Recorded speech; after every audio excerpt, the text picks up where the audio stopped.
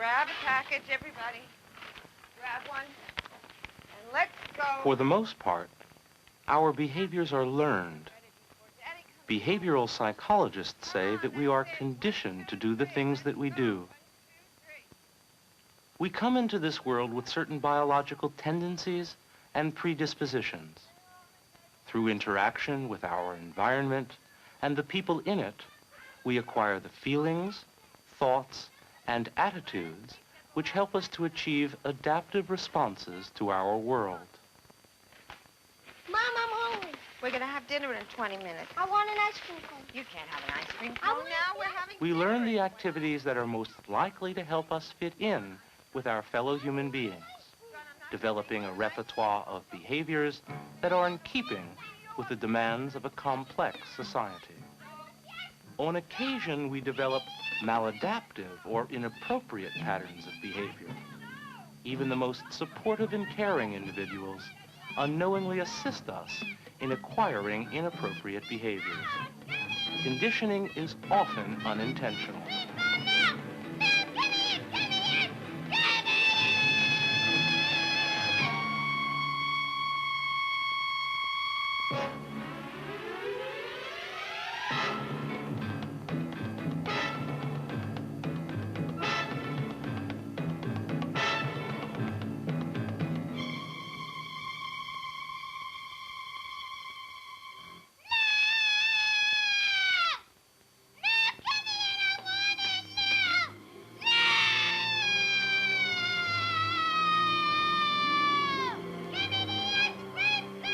Here, John's mother is actually rewarding his tantrum behavior when she finally gives in to him. In the film you are about to see, we will demonstrate several of the more important procedures used in behavior therapy today. The processes which affect the development of our behaviors have been identified by the laboratory research of experimental psychologists. These psychologists explain the acquisition of behavior in terms of operant, classical, and observational learning. Behavior therapy is the process of applying the principles and procedures that have been demonstrated in the laboratory to human situations. The three models of learning, operant, classical, and observational, are applied by behavior therapists in treatments designed to eliminate problem behaviors, help remove irrational fears and anxieties, promote more successful ways of coping, and help develop skills to overcome behavioral deficits. On occasion, the problems that behavior therapists encounter are inconducive to the three models of learning. As a result, behavior therapists often have to modify their procedures during the course of therapy itself. In the opening scene, we witnessed the temper tantrum little John performed when he didn't get his own way. These tantrums took several years to reach that level and developed by the process of operant conditioning. The basic procedure of behavior therapy that is used to eliminate these behaviors is also operant conditioning. Mrs. Stewart has sought the advice of Dr. Harry I. Kalish, leading professor of psychology at the State University of New York at Stony Brook. Dr. Kalish will attempt to modify the problem behaviors of Mrs. Stewart's son by consulting with her on those aspects of her behavior which encourage and reinforce John's tantrums. As in other types of therapy, the most important aspect of behavior therapy is the development of a relationship between the patient and the therapist. Dr. Kalish has already undertaken the assessment process, during which the therapist developed an understanding of the history of the problem and some of the components which instigated it and continue to maintain it. Now he is preparing to talk to Mrs. Stewart about her relationship with her son. Tell me, Mrs. Stewart, what did you do when John would whine and carry on if you said no? Well, at first I would try to ignore him. But then he would cry or scream loudly, and I would give in. What do you mean, give in? I would let him stay up late. I would let him watch television, give him a treat, whatever it was that he was yelling for. But once in a while I would say no. And then he would become hysterical. He would scream, he would sustain his screaming, he would jump up and down. I had to physically restrain him. And I couldn't stand seeing him like that, so I would let him win. And Dr. Kalish, I just can't stand it anymore. Mm-hmm. Well, you see, Mrs. Stewart, when you gave in to John, you rewarded him for his tantrums. His tantrum is what caused you to give him what he wants. If he asked for a cookie or a favor or to stay up late, you said no. But if he screamed and cried, you said yes. It pays for him to scream and cry. But Dr. Kalish, I don't always let him have his own way. No, but you do it often enough so that he gets the message. If I cry loud enough and long enough, she'll give it to me. But Dr. Kalish, what can I do about it? Well, it may sound simple, but it won't be easy to do. You have to say no and mean it. You need to be completely consistent. Tell him no and give him a reasonable explanation for your decision. But above all, stick to it. Do you understand? Yes. You're too small. I can throw further than you. Woo! Woo! I beat you! Glenn, please take these letters to the post office before it closes. Oh, okay. Mommy! Glenn doesn't want to go. Let me go. I could go. Let me do it. Mom! Let me do it. Glenn doesn't want to do it. No, You're tired. John, you cannot ride your bicycle alone on Why the not? road until we have done it a few more Why times not? together. I want to do it now. I have work to do. No, we Take will me do it now. later. Now! John, Take me now! I said Take no. me now! We will do it later. Take me now! I want to go! Thank I you, wanna Glenn. go! Thank I you. want to go! I want to go! John, I want to go! cannot I ride your wanna bicycle on the road I alone wanna until go. we've done it a few more Take times. me now! I want to go! At first and for some time, his tantrums will continue, and they may even get worse. But it is essential that you remain calm. Don't show him that you're angry or upset. And if need be, walk away from him. Do you understand? Do you think you can do that? I hope I can do that. John, I want to go I now! have work to do. I will take you later. Take me now! I will take... Take me now! John, I said no. I will take you later. Take me now! Take me now! John! Now! Take me! Take me now! Now! John! Now!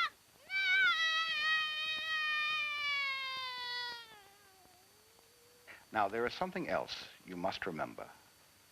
You must reward John when he behaves well and when his tantrums subside. It will take several weeks, but I'm confident that if you ignore his tantrums, say no and mean no, John will stop his shouting and screaming. But remember, you must be consistent. Johnny?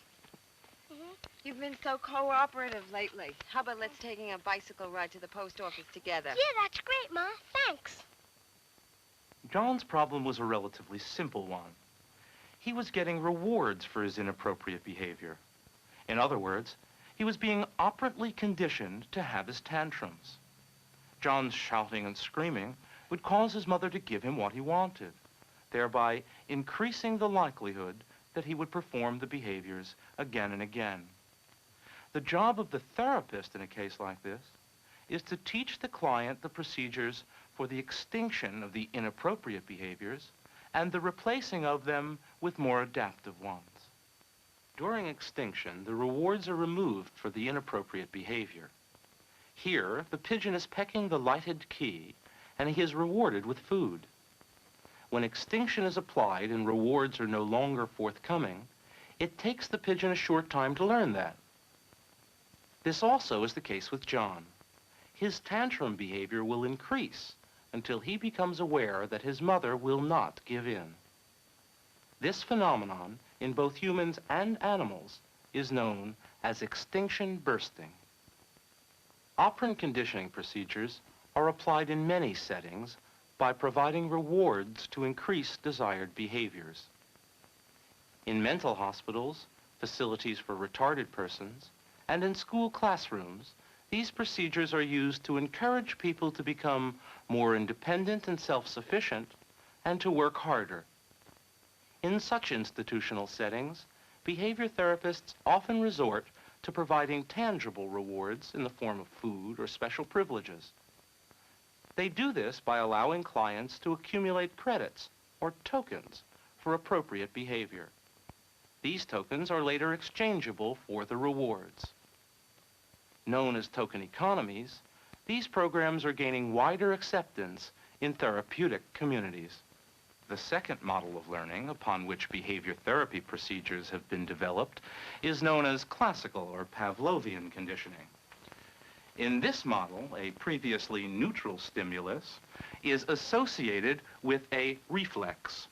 A reflex consists of an unconditional stimulus which automatically elicits an unconditional response. After a number of associations, the neutral stimulus can produce the reflexive response. In a famous study by Watson and Rayner, a young child named Albert was shown a white rat. The rat was then presented at the same time as a loud, frightening noise. The noise itself elicited fear in little Albert. After repeated conditioning, the sight of the rat without the noise came to elicit the fear response in Albert. The severe form of this variety of reaction is known as a phobia. Behavior therapists suspect that many phobic reactions are conditioned in the same manner that Albert's was. Other phobic reactions are learned by imitation, as for example, one might imitate a parent's fearful reaction to heights. Now let's take a look at a situation for which the next procedure, that of counter-conditioning, would be appropriate. Hold it, everybody. For next week, the subject of your oral presentations will be short men in power. 3 of you will speak in front of the class on the following fascinating personalities. William Mumford, you're first. You'll speak on Napoleon Bonaparte. Maureen Katz, your man is Isambard Kingdom Brunel.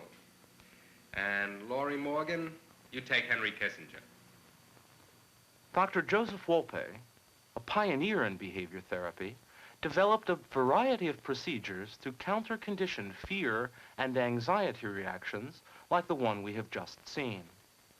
Dr. Wolpe will demonstrate some of the procedures used during a systematic desensitization. He spends much time with a painstaking and thorough assessment. The assessment phase of the treatment includes development of patient-therapist rapport, a complete physical and psychological history, and an evaluation of the problem, its intensity, and the circumstances surrounding its activation. The behavior therapist then designs the techniques for treatment to meet the specific needs of each client. Throughout the procedures, the effects of treatment are carefully evaluated to ensure maximum effective change. Even after the therapy has been completed, Dr. Wolpe will carefully monitor how well the patient's progress has been maintained in the person's natural environment. Laurie, what is your problem? Well, I'm petrified of getting up in front of the class. I've had to drop out of 3 courses since I've been in this school just because I can't make an oral presentation. I know I'll make a fool out of myself. As soon as the teacher calls on me, I feel my knees buckle and I feel like there's a clamp around my throat. I know that if I try and speak, nothing's going to come out. I don't know what to do. How long have you had this fear? All my life. Do you have any other fears? During the last 5 sessions, we've been to every aspect of your life. You've learned to relax, and you really are an excellent relaxer. The most important thing that we've found is that you're very sensitive to disapproval. You're upset even by the disapproval of unimportant people. During the preceding 5 What we're going to sessions, do now Dr. Wolpe collected is to a list of graded situations ranging from slightly anxiety-provoking to extremely frightening circumstances. In Laurie's case, the items on this list range from she is self-centered to she is unpunctual. In the next phase, Dr. Wolpe will teach Laurie deep muscle relaxation as the beginning of a treatment program known as systematic desensitization. Basically, this counter-conditioning technique will be used to replace the anxiety response to public speaking with a relaxation response. He will also teach her to evaluate the tensions in her body on a graded scale. This process will help Laurie to tune in to the anxiety states that she experiences. He will then have her relax as deeply as she can while he describes a scene which may or may not be frightening to her. As soon as she feels the slightest bit of tension, she is instructed to indicate that by raising the index finger of her right hand, and then Dr. Wolpe will stop. This procedure will continue until Laurie can go through all of the items on her hierarchy, from least to most frightening, without getting tense and anxious. The tension response for each of her scenes will be replaced with relaxation. And Clara is saying to Joan, yes, I do like Laurie, but she tends to be unpunctual.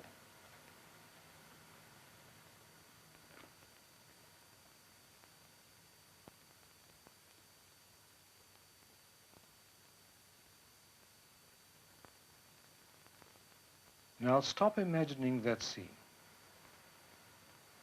By how much did your anxiety level go up while you were imagining that scene? 5. Now just relax and imagine the same scene again.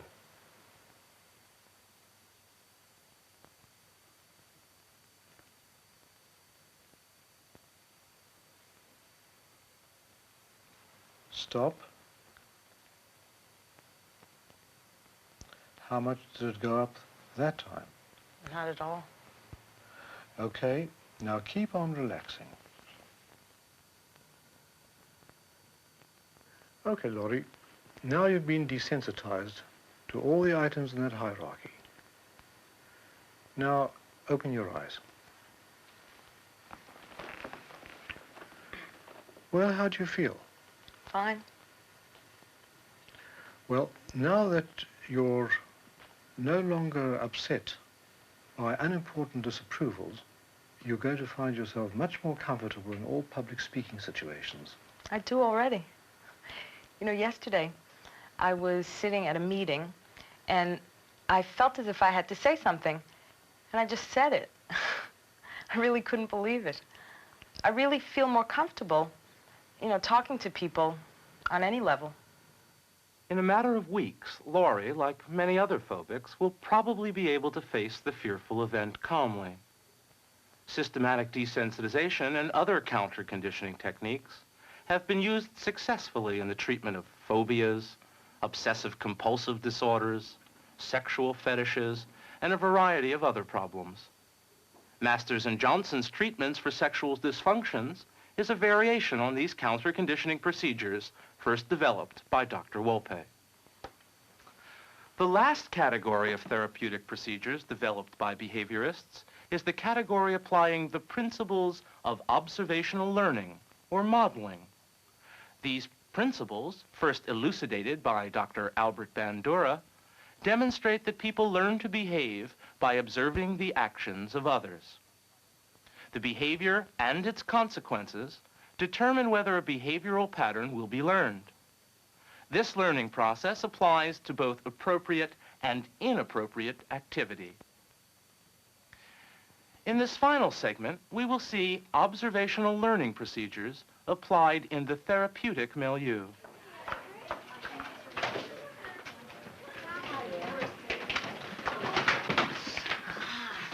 You okay? I'm fine.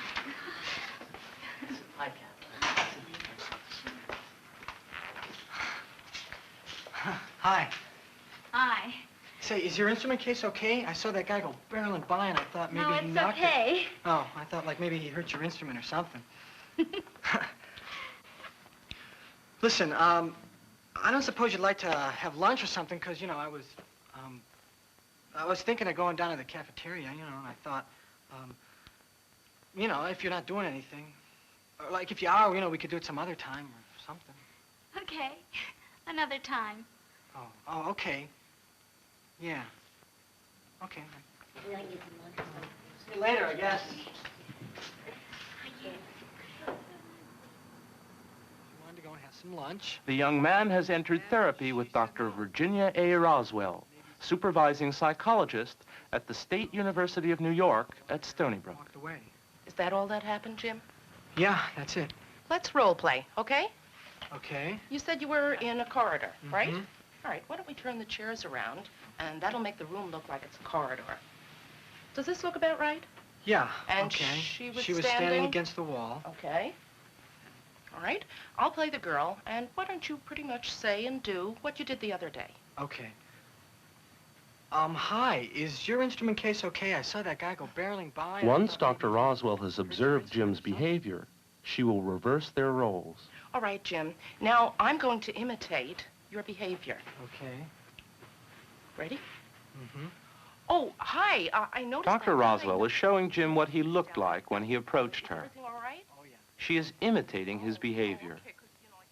When she is finished, she will ask Jim to comment on the pros and cons of his technique. Dr. Roswell assumes that Jim will see some of the errors he made, but she will have to point out directly others that he might not have noticed. The next procedure she will use will demonstrate or model the procedures that might be more appropriate. Notice that she will only work with the initial meeting, the first exchange. She wants to be sure that Jim will feel comfortable with it before they go any further. Okay, Jim. What sort of criticisms can you level against my imitation of your behavior? Well, it started out okay, I think, and then you got more and more nervous. There was less eye contact when you asked me to go to lunch. Right. And your speech patterns became more hesitant, I think. Anything else? I don't know. Anything good? Well, it seemed like a good way to start out the conversation to ask her how she was. In addition to which, your voice was very friendly when you went over to her.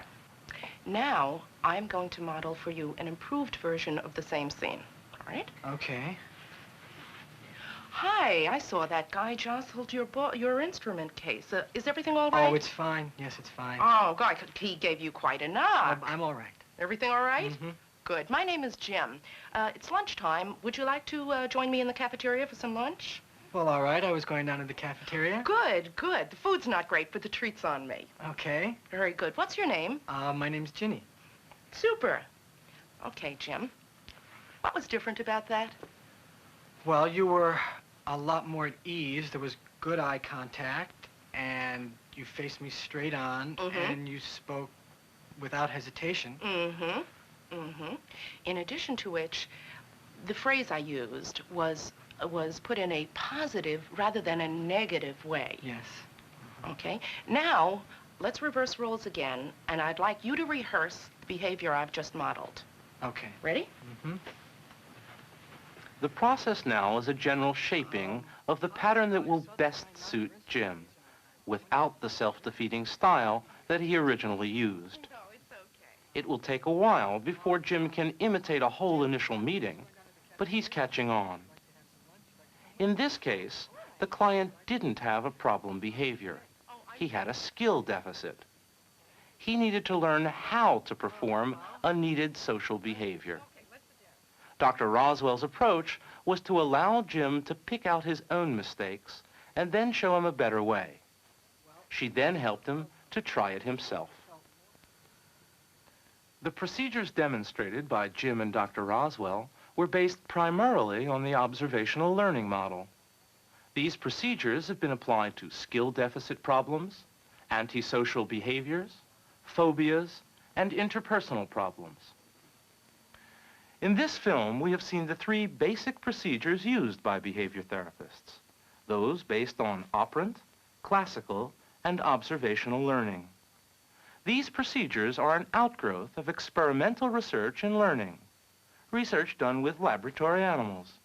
But the procedures of behavior therapy have also been built up from empirical studies with human beings themselves. Behavior therapy begins with the establishment of a warm and personal relationship between therapist and client. It includes well-planned and carefully executed assessment procedures to evaluate the problem and what the effects of removing the difficulty might be for the client and those with whom the client interacts. The behavior therapist must be able to see the client within the context of his or her environment. How does the client fit into their network of friends, relatives, and acquaintances? Behavior therapy is a way of objectively viewing individuals and their worlds. Behavioral psychologists undertake a systematic, careful analysis of the procedures and processes of behavior therapy in direct relation to the individuals to whom it will be applied. The techniques and procedures of behavior therapy are ones that can be tested and retested for revision and improvement. Hi. Hi. Is this seat taken? No, No? My name is Jim. I'm Alice. Hi, Alice. What are you studying? Well, I'm not studying. In our introduction to behavior therapy, we have had only a brief time to demonstrate the very basics of this method of treatment. There's much more. We hope you will take the time to explore for yourselves the elegance, simplicity, and effectiveness that is behavior therapy.